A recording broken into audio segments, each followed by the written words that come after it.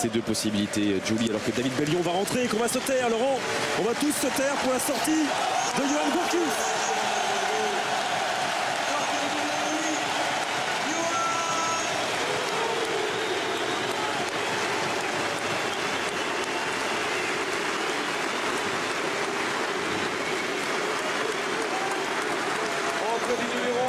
Parcouru, 2 tirs, 1 but, 69 ballons joués et une œuvre d'art. Une œuvre d'art. Il faut croire que le Breton ne s'enflamme pas forcément très vite. Vous avez vu la réaction de Christian le papa, il n'y a pas eu d'applaudissements. Il n'y a pas besoin. La joie intérieure est tellement forte qu'il n'y a même pas besoin de...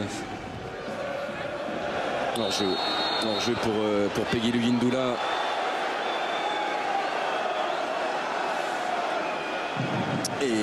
Et l'entrée de David Bellion. On le rappelle, à 4e but pour Gourcuff cette saison. On ajoute les 5 passes décisives qu'il a réalisées depuis le début de cette saison 2008-2009.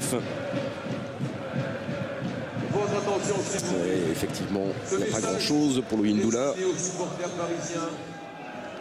Mais le drapeau s'était levé. Et grâce, entre autres, à Yoann Gourcuff et à cet enchaînement chef-d'œuvriesque. Bordeaux va enchaîner 24 matchs consécutifs sans défaite ici à Chabandelmas. Ça commence à ressembler à une place forte. La dernière défaite, c'était il y a un peu plus d'un an face à l'Olympique Lyonnais.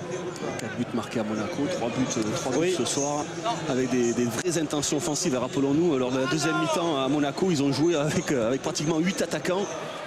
Et lorsque Bordeaux attaque, on se rend compte que ça marche.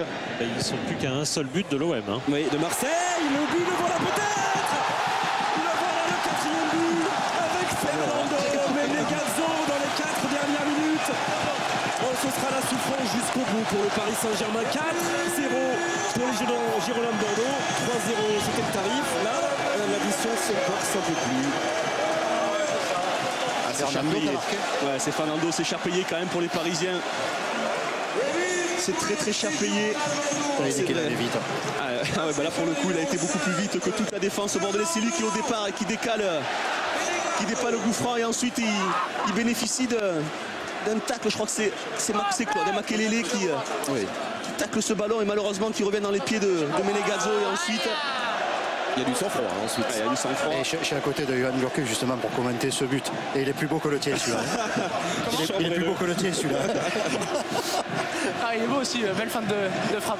Et tu sais, ton père il est parti 3 minutes avant que tu marques le but. Tu te rends compte?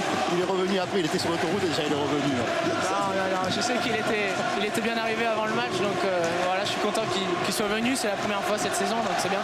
En tous les cas, il y a Kavenaghi qui est quand même un connaisseur, me disait que ce serait sûrement le plus beau but du championnat.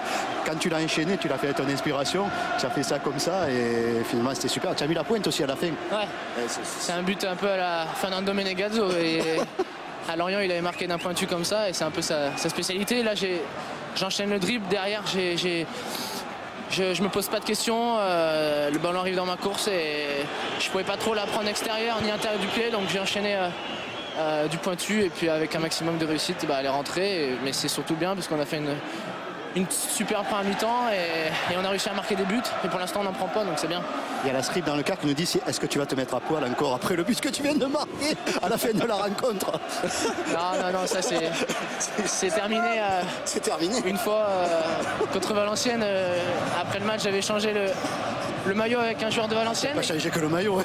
Et après à la fin du match les supporters m'avaient applaudi, donc je me sentais de leur donner quelque chose, donc je leur avais donné mon short, mais je pense que ils en voulaient plus. Maintenant c'est la dernière fois que je fais ça en tout cas. D'accord. À tous les cas, une équipe de Bordeaux qui peut rivaliser et qui peut être compétitive pour le titre ce soir. Ouais, c'est sûr qu'il y a de la qualité dans cette équipe, mais bon, pour les premières places, faut être régulier.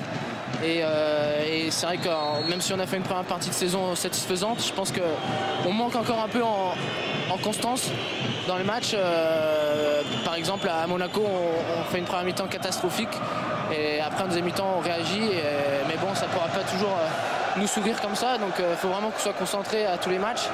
Et voilà, pour l'instant depuis le début de saison on n'avait pas gagné contre des grosses équipes, donc là c'est bien ce soir d'avoir marqué le coup et de montrer aux autres équipes que voilà, est motivé pour cette fin de saison.